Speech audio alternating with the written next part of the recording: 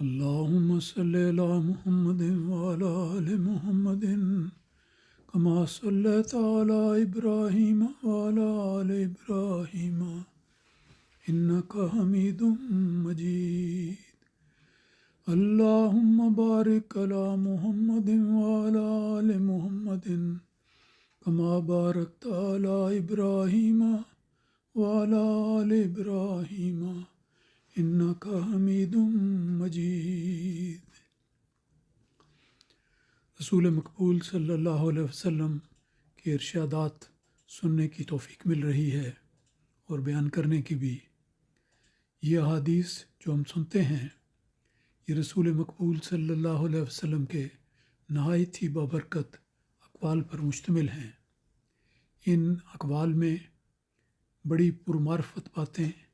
حکمت کی باتیں، نصیحت کی باتیں، رہنمائی کی باتیں اور روزمرہ کی زندگی میں کام آنے والی باتیں ہمیں ملتی ہیں. اور ہر بات یہ دیکھا جائے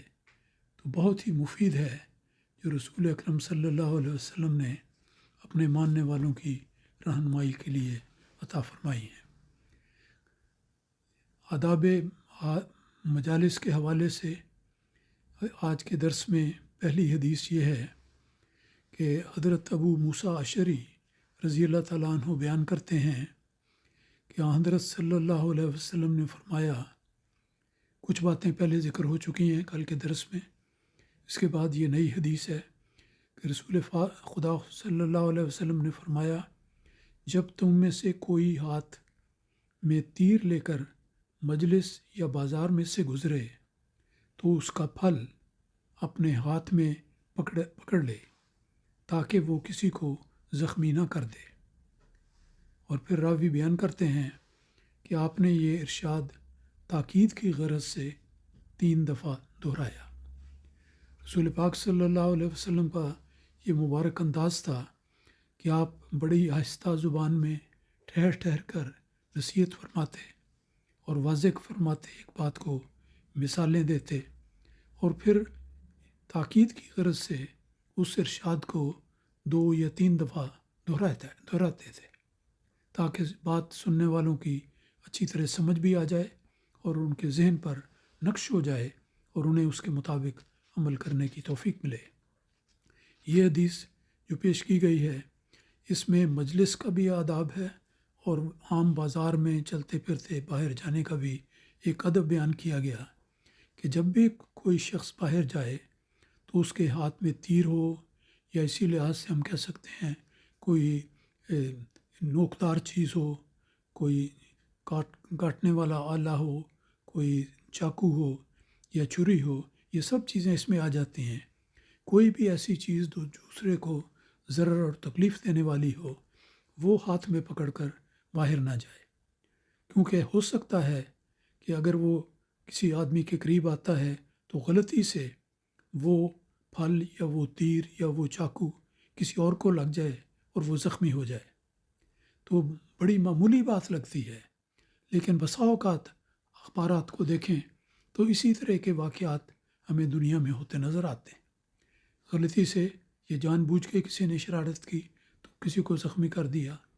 رستے میں کوئی تکلیف دہ چیز آئی، پیر پھسلا، کیلے کا چھلکا پھر گرا ہوا ہے، اس کو نہیں ہٹایا، اس پر انسان پھسل گیا تو اس کو چوٹ لگ گئی. تو یہ چھوٹی چھوٹی باتیں جن کو ہم کہتے ہیں کہ چھوٹی ہیں لیکن رسول خدا صلی اللہ علیہ وسلم کی نظر میں یہ بڑی تھی اور اہمیت رکھتی تھی. اس لیے آپ نے یہ نصیحت فرمائی کہ کوئی بھی ایسی چیز جو کسی ساتھی کو، مسافر کو اور دوست کو تکلیف دینے والی ہو، نقصان پہنچانے والی ہو، خواہ مجلس ہو، خواہ سفر ہو، بازار ہو، کسی جگہ پر بھی اپنے ہاتھ میں لے کر نہ نکلے تاکہ کسی کو نقصان نہ پہنچے. پھر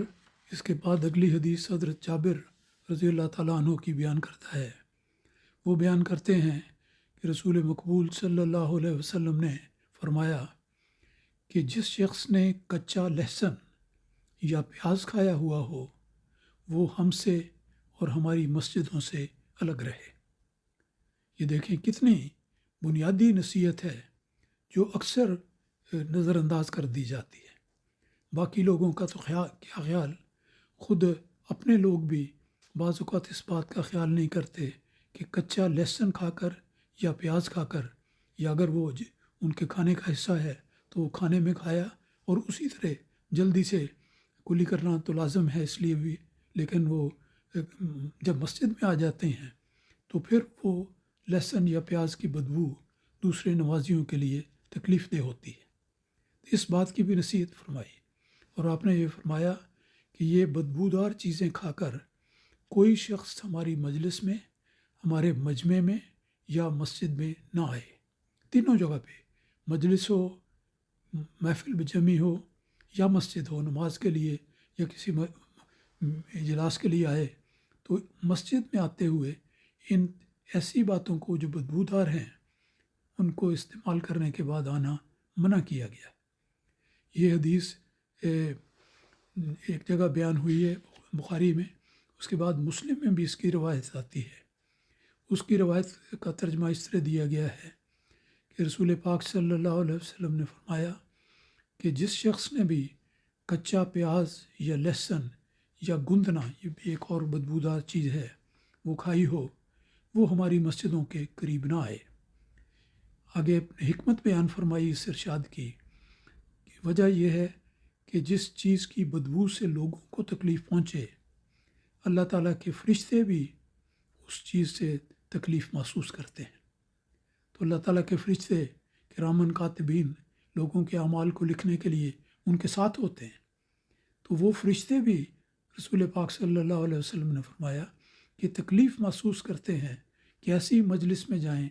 جہاں کسی آدمی کے منہ سے یا اس کے جسم سے یا اس کے لباس سے بدبو آتی ہے۔ تو اپنے کپڑوں کی حفاظت، جسم کی حفاظت اور اس کی صفائی کا خیال، اور خاص طور پر بدبو پیدا کرنے والی چیزوں کے کھانے کے بعد مسجد میں آنا، عبادت کے لیے آنا، اجلاس کے لیے آنا، ان سب چیزوں سے پوری طرح احتراز کرنا لازم ہے۔ بڑی سادہ سی نصیحت لگتی ہے، لیکن اگر آپ غور کر کے دیکھیں تو یہ باتیں ہمارے ماحول میں کبھی کبھی بڑی ہی تکلیف دہ صورت پیدا کر دیتی ہیں۔ تو یہی باتیں ہیں جو ہمارے پیارے آقا حضرت محمد مصطفیٰ صلی اللہ علیہ وسلم نے ہم سب کی رہنمائی کے لیے خود بیان فرمائی ہیں۔ اگلی حدیث حضرت ابو ہریرہ رضی اللہ تعالیٰ عنہ کی بیان کردہ ہے۔ حضرت ابو ہریرہ نبی اکرم صلی اللہ علیہ وسلم کے ایسے شیدائی تھے کہ گویا آپ کے ساتھ سائے کی طرح رہتے تھے، اور کبھی جدا ہونے کا نہیں آپ نے سوچا۔ اور پھر کوشش ہوتی تھی کہ جب بھی رسول پاک صلی اللہ علیہ وسلم کسی مجلس میں چلتے پھرتے یا کسی موقع پر کوئی ارشاد فرمائیں، لکھنے کا سامان تو ہوتا نہیں تھا لیکن اس کو یاد کر لیتے تھے۔ اور پھر یہی وجہ ہے کہ جو ہمارے حدیث جمع کرنے والے علماء ہیں، جنہوں نے اپنے اپنے زمانے میں اماموں نے ان کتابوں کو جمع کیا، جن میں سے 6 سیاستہ کہلاتی ہیں، یہ احادیث کے مرتب کرنے والے لوگ ان کے اندازے کے مطابق حضرت ابو ہریرہ وہ صحابی ہیں جن سے سب سے زیادہ مستند احادیث مروی ہیں اور بیان کی گئی ہیں اور محفوظ کی گئی ہیں۔ تو یہ اعزاز حضرت ابو ہریرہ کو، جو بہت ہی غریب انسان تھے، بڑے سادہ، بہت نیک، رسول خدا صلی اللہ علیہ وسلم کے انتہائی عاشق اور پروانہ صفت انسان تھے، ان کی روایت ہے۔ وہ بیان کرتے ہیں کہ حضرت صلی اللہ علیہ وسلم کی عادت یہ تھی کہ آپ کا طریقہ مبارک یہ تھا کہ جب آپ صلی اللہ علیہ وسلم کو کبھی چھینک آتی تو آپ اپنا ہاتھ یا کپڑا منہ کے سامنے رکھ لیتے اور جس قدر ہو سکتا اپنی آواز کو دباتے تھے۔ یہ بھی دیکھیں، مجلس میں بیٹھنے کا ایک اور ادب ہے۔ عام طور پر جو زکام کا مریض ہو اسے مجلس میں جانے سے اعتراض کرنا چاہیے کہ وہ بیماری کسی اور کو نہ لگ جائے، لیکن اگر جاتا ہے یا ویسے بھی عام طور پر کبھی نہ کبھی چھینک آ جاتی ہے تو اس کے لیے بھی ایک ادب سکھایا گیا کہ جب کسی کو چھینک آئے تو وہ اپنا ہاتھ یا کپڑا اپنے منہ کے سامنے رکھ لے تاکہ اس کے جراثیم دوسروں تک نہ پہنچیں، اور پھر یہ بھی فرمایا کہ جس قدر ہو سکتا ہے اپنی آواز کو دبائے۔ تو یہ ایک اور اتنی باریکی میں جا کر جس مقدس انسان نے اپنے ماننے والوں کی رہنمائی فرمائی ہے وہ ہمارے آقا محمد مصطفیٰ صلی اللہ علیہ وسلم کے علاوہ اور کوئی نہیں۔ دیکھیں باریک باریک باتیں جن کو بظاہر لوگ اس طرح نظر انداز کر دیتے ہیں کہ چھوٹی سی بات ہے، کیا ہوا، یہ نہ ہوا تو وہ ہو گیا، لیکن نہیں،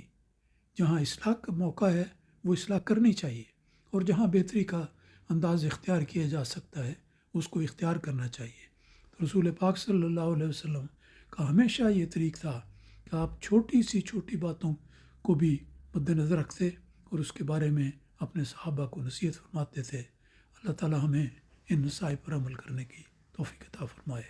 اللہم صلی علی محمد۔